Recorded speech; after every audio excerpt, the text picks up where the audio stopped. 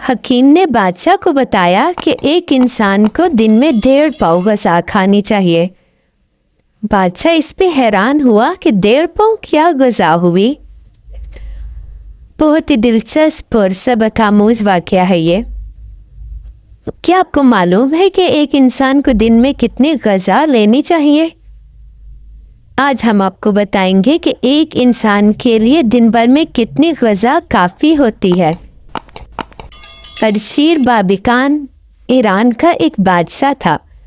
اس نے حکیم سے پوچھا، انسان کو دن بھر میں کتنی غذا کھانی چاہیے؟ حکیم نے کہا 1.5 پاؤ۔ بادشاہ نے فرمایا، اتنی سی مقدار بھلا کیا طاقت دے گی؟